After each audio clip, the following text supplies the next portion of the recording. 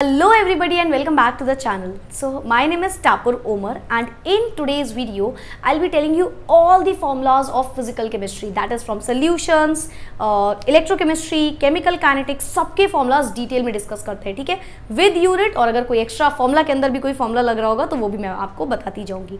चलो, number one is formula of molarity. Molarity क्या होता है? Number of moles upon volume of solution in litres, ठीक है।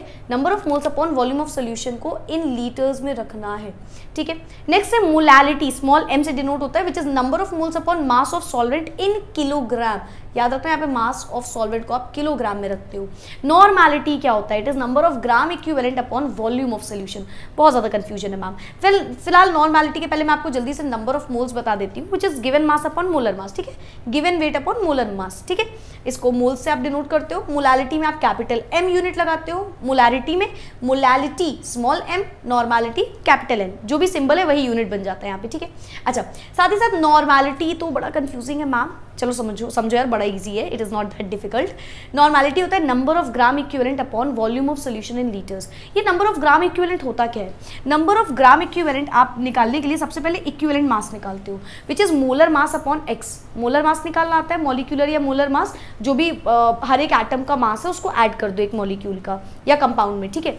तो उसमें आप डिवाइड कर दो n फैक्टर से। x क्या है यहाँ पे बेटा? x इज n फैक्टर, मतलब अगर एसिड है तो x की वैल्यू 1 हो जाएगी, सॉरी एसिड है तो जितने भी H प्लस है वही x की वैल्यू हो जाएगी, और बेस है तो जो भी OH नेगेटिव है, ठीक है। मतलब अगर H2SO4 को देखो, उसमें 2 हाइड्रोजन है, एक एसिड में 2 H प्लस है, तो उसकी x की वैल्यू 2 हो गई, ठीक है। AlOH होल थ्राइस, OH कितना है? 3 टाइम्स, तो x की वैल्यू 3 हो गई, ठीक है।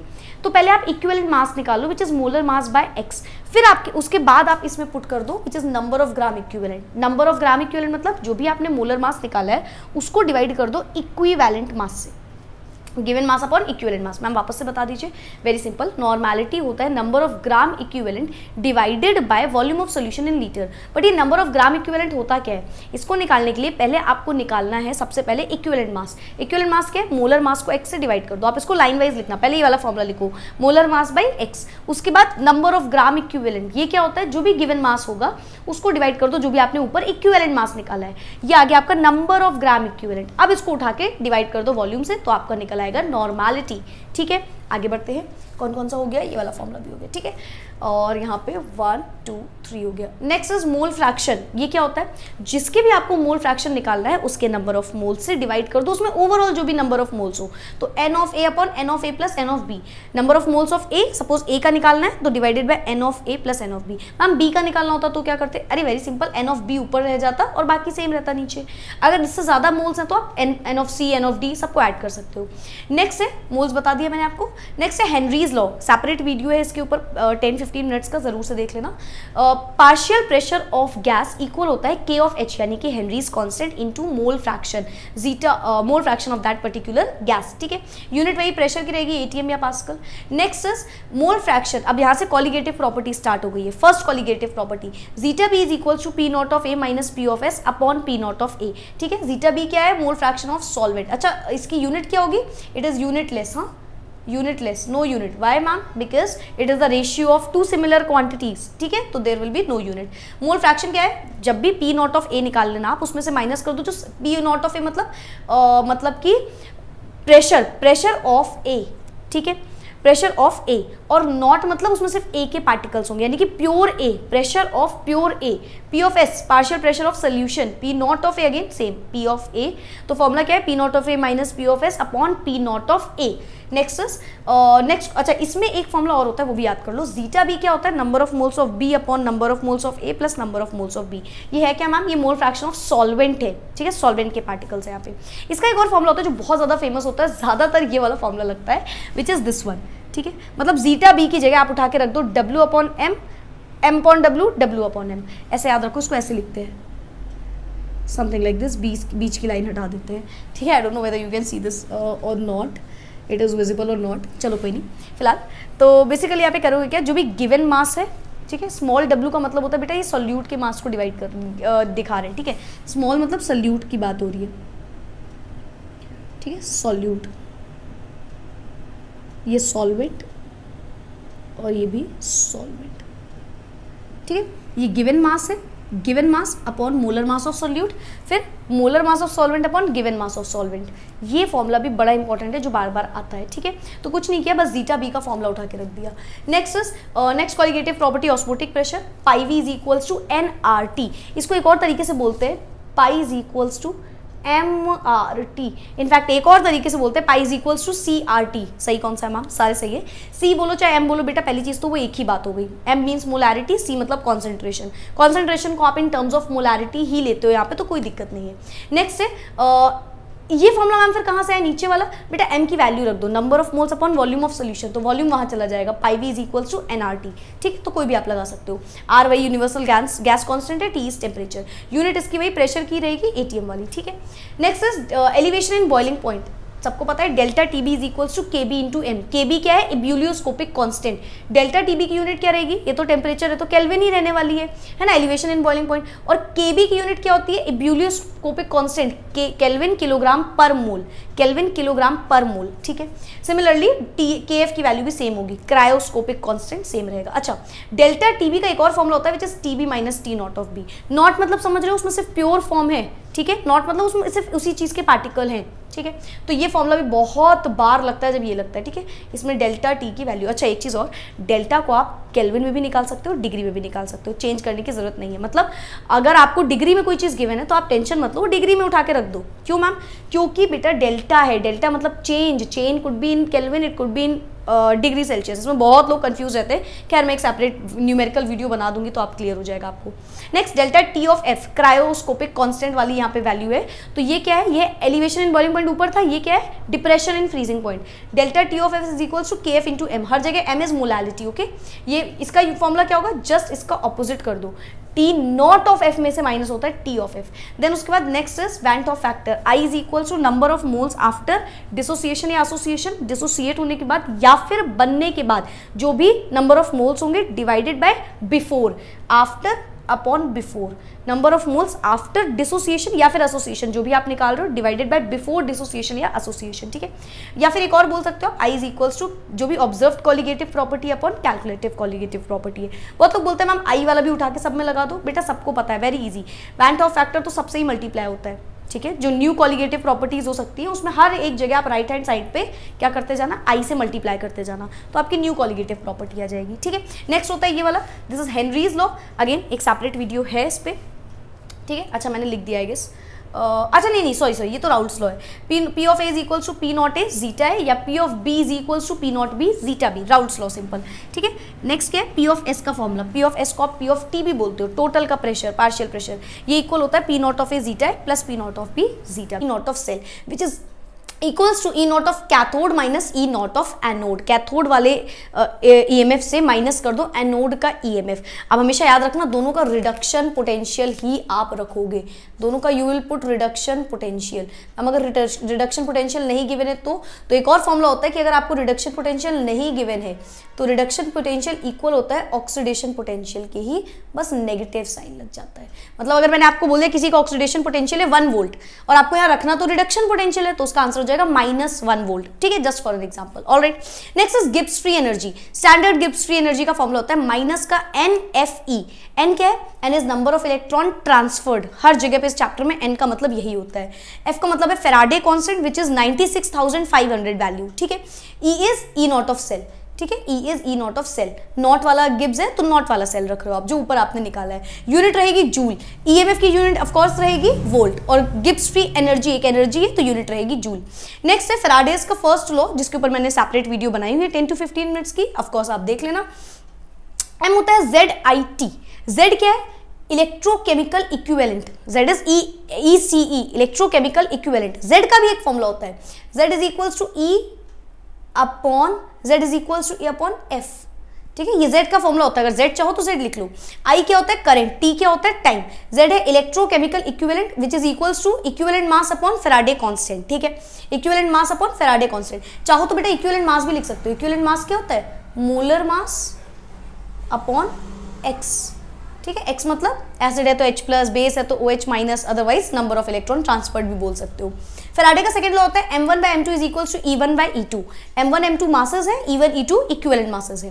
देन नेक्स्ट है नर्स्ट इक्वेशन। मान के चलो क्वेश्चन आने की सबसे ज्यादा प्रोबेबिलिटी अगर इस चैप्टर में किसी की होती है तो वो इससे होती है, ठीक है। मतलब 6th formula is very important. 5th क्या है और 6th क्या है समझो, दोनों नर्स्ट इक्वेशन के फॉर्मूले हैं। कौन सा ज्यादा लगेगा, ये वाला आप 99% यूज करोगे फॉर्मूला, ठीक है, और रेस्ट ये वाला आप 1% यूज करोगे। आपके में बहुत रेयर चांसेस हैं कि इससे रिलेटेड क्वेश्चन आएगा, बट दोनों में डिफरेंस क्या है आपको समझ के जाना चाहिए। E ऑफ सेल होता है E0 of cell minus 2.303 upon n into F R into T log base 10 product का कॉन्सेंट्रेशन अपॉन रिएक्टेंट का कॉन्सेंट्रेशन।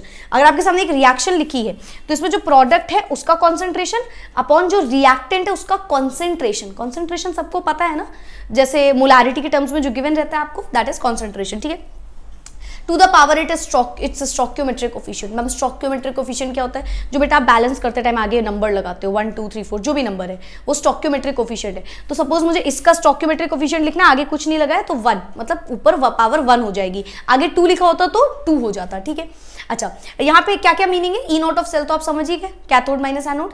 2.303 कांस्टेंट है, N is number of electron transferred, F is Faraday constant, R is universal gas constant, T is temperature in Kelvin, log base 10 product upon reactant. नीचे वाला formula देखो, E of cell is equals to E0 of cell minus 0.0591 upon N log base 10 product upon reactant. बाकी चीजें तो same रही, but ma'am यहाँ पे ना F हट गया, R हट गया, T हट गया और इस वैल्यू को भी चेंज कर दिया। ऐसा क्या हुआ है यहाँ पे बेटा, दोनों नर्स्ट इक्वेशन है, दोनों में से बस डिफरेंस ये है, ये आप ले रहे हो 25 डिग्री सेल्सियस टेम्परेचर पे, मतलब ये आप रूम टेम्परेचर पे ले रहे हो। अगर कोई भी टेम्परेचर नहीं गिवन है तो आप रूम टेम्परेचर ही लेट करोगे। अगर आपको 293 या 25 डिग्री है तो भी ठीक है, ये यूज करोगे। अगर आपको इसके अलावा कोई टेम्परेचर गिवन है, मतलब रूम टेम्परेचर के अलावा कोई टेम्परेचर लिख दिया गया है, तो ये वाला नर्स्ट इक्वेशन का फॉर्मूला लगता है। इजी फॉर्मूला है, ज्यादा डिफिकल्ट है नहीं, बट ये वाला आपको हमेशा याद करके जाना है क्योंकि बोर्ड्स में क्वेश्चन इस वाले से आते हैं। E of cell is equals to E0 of cell minus 0.0591 upon N is number of electron transferred. ये फॉर्मूला आया कहां से, जब आपने इसमें R की वैल्यू रख दी क्योंकि वो एक कांस्टेंट है, फैराडे की वैल्यू रख दी 96,500 अगेन कांस्टेंट, और टेम्परेचर 25 डिग्री रख दिया। इन तीनों को जब आपने पुट कर दिया ना तो ये फॉर्मूला निकल के आता है, ठीक है। आगे बढ़ते हैं। Next is lambda M. अब इसको लैम्डा कैसे बना सकते हो आप, ऑफकोर्स ऐसे भी बना सकते हो, ठीक है। Molar conductivity, this is equals to kappa into 1000 upon molarity, kappa into 1000 upon molarity. Lambda E क्या है, इक्विवेलेंट कंडक्टिविटी, ठीक है। Kappa into 1000 upon normality, M है तो मोलैरिटी, एन है तो नॉर्मैलिटी। आर क्या है, अरे अपना resistance rho L by A बचपन से पढ़ते हो, so R is equals to rho L by ए।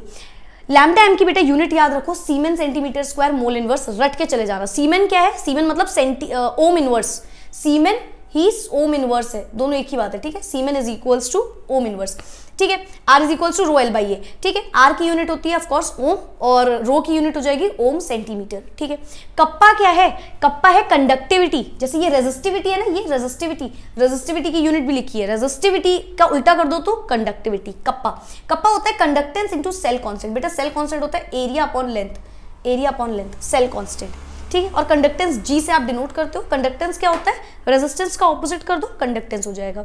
इन दोनों के बीच का एक रेशियो भी होता है, एक रिलेशनशिप भी होता है, which is lambda M lambda E के बराबर होता है और इनटू एक्स होता है। एक्स क्या है, वही एन फैक्टर या number of electron transferred. Kohlrausch law क्या होता है, lambda M infinity of electrolyte. किसी भी टॉपिक पे आपको सेपरेट वीडियो चाहिए 5, 10, 15 मिनट्स की, कॉमेंट जरूर से कर देना, ठीक है। Lambda M of infinity of electrolyte equal होता है उसके कैटायन में उसके एनायन को ऐड कर दो, जितने कैटायन है जितने एनायन है मिला दो तो एक इलेक्ट्रोलाइट का लैम्डा एम इन्फिनिटी आ जाता है। लैम्डा एम इन्फिनिटी सबको पता होगा, लिमिटिंग मोलर कंडक्टिविटी होता है, ठीक है। और लास्ट में एक सेल रिप्रेजेंटेशन भी बता देती हूँ, बहुत लोग कंफ्यूज रहते हैं। अच्छा, एक और रिएक्शन है, एक और फॉर्मूला है, 13th है, dissociation, degree of dissociation learn करके जाना, lambda M upon lambda M infinity, ठीक है। इसकी कोई यूनिट नहीं होगी, दो सिमिलर क्वांटिटीज का रेशियो है, बाकी लिमिट यूनिट सिमिलर है ना, lambda M lambda E F lambda E सब तो आप निकाल ही लोगे यहाँ पे भी, ठीक है। यहाँ पे ऑफकोर्स ई ऑफ सेल है यानी कि ईएमएफ है तो वोल्ट ही रहेगी यूनिट। अच्छा, एक इक्वेशन लिखिए, इससे आप सेल रिएक्शन समझ लो। Zinc plus copper gives out zinc plus copper, ठीक है, आयंस के फॉर्म में। अच्छा, एक चीज और याद रखना बेटा, हमेशा प्योर सॉलिड स्टेट में या प्योर लिक्विड स्टेट में जो होता है, उसमें प्योर गैसियस स्टेट में जो लिक्विड स्टेट में जो होता है, उनका जो कॉन्सेंट्रेशन होता है वो जीरो हो जाता है अपने आप, ठीक है। मतलब अगर यहाँ पे सॉलिड लिखा है तो मैं इसका कॉन्सेंट्रेशन डायरेक्टली जीरो मानूंगी, तो मैम किसका कॉन्सेंट्रेशन है इनमें इसका कॉन्सेंट्रेशन होगा आयंस का कॉन्सेंट्रेशन इन दोनों का जीरो हो जाएगा, ठीक है, इन दोनों का जीरो हो जाएगा। प्योर स्टेट में, प्योर सॉलिड स्टेट में कॉन्सेंट्रेशन जीरो होता है, मतलब अगर रखना होगा वैल्यू तो हम जीरो रखेंगे। अच्छा, कैथोड में क्या होता है, गिरना नहीं है, कैथोड में होता है gain of electron is reduction. ठीक है, कैथोड में रिडक्शन होता है, वो गेन ऑफ इलेक्ट्रॉन होता है। ठीक है, ठीक है, तो यहाँ पे रिडक्शन होगा, तो कॉपर +2 जो है, कॉपर +2 क्या करेगा, 2 इलेक्ट्रॉन गेन करेगा और बना देगा कॉपर के आयंस। जिंक जो है वो जिंक में इलेक्ट्रॉन लूज करके जिंक +2 बना देगा। ये तो आप समझ ही गए एनोड और कैथोड में क्या हो रहा है। क्यों मैम आपने ये लिखा है बेटा, क्योंकि बहुत लोगों को सेल रिप्रेजेंटेशन ही नहीं आती है। आप सेल रिप्रेजेंटेशन करते हो ABC से, पहले आप एनोड लिखते हो, फिर ब्रिज बनाते हो, सॉल्ट ब्रिज, फिर कैथोड लिखते हो। मतलब अगर इसको मुझे लिखना है तो मैं पहले एनोड की रिएक्शन लिखूंगी, जिंक से बन रहा है जिंक +2, फिर एक ब्रिज बनाऊंगी, फिर कैथोड लिखूंगी, कॉपर +2 से बन रहा है कॉपर। ये इसकी रिप्रेजेंटेशन होगी। ऐसा क्यों बताया मैंने, क्योंकि क्वेश्चन में गिवन रहेगा आपको ये, और आपको पता ही नहीं होगा एनोड क्या है कैथोड क्या है। याद रखना ABC, डायरेक्टली याद कर लो, एनोड फिर ब्रिज बना होगा फिर कैथोड। नंबर 1। नंबर 2, यहाँ पे क्वेश्चन आता है एन की वैल्यू क्या है, नंबर ऑफ इलेक्ट्रॉन ट्रांसफर्ड कितने हैं। ध्यान से देखो, ये 2 इलेक्ट्रॉन दे रहा है, ये 2 इलेक्ट्रॉन, एक 2 इलेक्ट्रॉन दे रहा है, एक 2 इलेक्ट्रॉन ले रहा है, तो नंबर ऑफ इलेक्ट्रॉन ट्रांसफर्ड 2 हो जाएगा। Number of electron transferred ma'am निकालते कैसे बेटा, ऐसे करना कि दोनों इक्वेशन में इलेक्ट्रॉन कैंसिल आउट हो जाए। ठीक है, okay, next formulas are from chemical kinetics. तो केमिकल काइनेटिक्स के लिए अगर आपको ऐसी कोई रिएक्शन लिखी है, ठीक है, आगे स्टोइकियोमेट्रिक कोफिशिएंट लगे 1 2 3 4 मैंने लेट कर लिया, और रिएक्टेंट AB और प्रोडक्ट C एंड D मान लिया। ठीक है, क्या करोगे आप, सबसे पहले रेट ऑफ रिएक्शन निकालना सीखो। रेट ऑफ रिएक्शन, रिएक्शन कितने रेट से हो रही है, स्पीड, टाइम सब बताना है। ठीक है, तो क्या होता है बेटा, जो भी रिएक्टेंट है उसके सबसे पहले आपको करना क्या होता है, रेट ऑफ रिएक्शन होता है कॉन्सेंट्रेशन अपॉन टाइम। ठीक है, कॉन्सेंट्रेशन रखो, टाइम रखते जाओ, कॉन्सेंट्रेशन टाइम। ठीक है, तो कॉन्सेंट्रेशन ऑफ, अगर आपको रेट ऑफ रिएक्शन निकालना है, पूरी रिएक्शन का रेट कैसे निकालोगे, सबसे पहले जो भी स्टोइकियोमेट्रिक कोफिशिएंट है उसको डिनोमिनेटर में लेते हो। ठीक है, हर बार 1/1/1 रहेगा, जो भी आगे स्टोइकियोमेट्रिक कोफिशिएंट लगा है। रिएक्टेंट के साइड माइनस लगाओगे, प्रोडक्ट के साइड प्लस लगाओगे। ऐसा क्यों मैम बेटा, रिएक्टेंट के साइड माइनस इसलिए क्योंकि टाइम के साथ साथ रिएक्टेंट कम होता जाता है और प्रोडक्ट बढ़ता जाता है, तो -1 अपॉन आगे क्या लगा था 1, तो कॉन्सेंट्रेशन ऑफ A मतलब मोल पर लीटर, मतलब जो भी मोलारिटी, कॉन्सेंट्रेशन क्या है, जितने भी मोल्स हो डिवाइडेड बाय वॉल्यूम। ठीक है, तो कॉन्सेंट्रेशन अपॉन डेल्टा टाइम। फिर B के लिए क्या हो जाएगा 1/2 B बाय डेल्टा T। फिर प्रोडक्ट क्या हो जाएगा पॉजिटिव, क्योंकि टाइम के साथ प्रोडक्ट बढ़ता है, 1 अपॉन स्टोइकियोमेट्रिक कोफिशिएंट जो भी कॉन्सेंट्रेशन है उसके प्रोडक्ट का divided by again change in time and then D। ठीक है, अलॉन्ग विद दैट याद रखना कॉन्सेंट्रेशन मैंने आपको बता दिया क्या होता है, और डेल्टा T यानी कि चेंज इन टाइम है यहाँ पे। ठीक है, टाइम के साथ साथ क्या क्या चेंजेस आ रहे हैं। Clear, next is rate of association and rate of dissociation. Rate of appearance, sorry, rate of appearance and rate of disappearance. Rate of appearance, appear कौन हो रहा है, प्रोडक्ट, और डिसअपीयर खत्म कौन होता है टाइम के साथ साथ, रिएक्टेंट। तो रेट ऑफ अपीयर, अच्छा ये चीज याद रखना बेटा, रेट ऑफ रिएक्शन में सारे आपस में इक्वल होते हैं। ठीक है, रेट ऑफ अपीयरेंस, अपीयर कौन हो रहा है, या तो C के लिए पूछा जाएगा या तो D के लिए। तो आपको क्या करना है, जो भी आपने रेट ऑफ रिएक्शन निकालना ना, एकदम वैसी फॉर्मूला है, बस आप स्टोइकियोमेट्रिक कोफिशिएंट को नीचे लेके नहीं आओगे, ना ही तो कोई पॉजिटिव या नेगेटिव वैल्यू लगाओगे।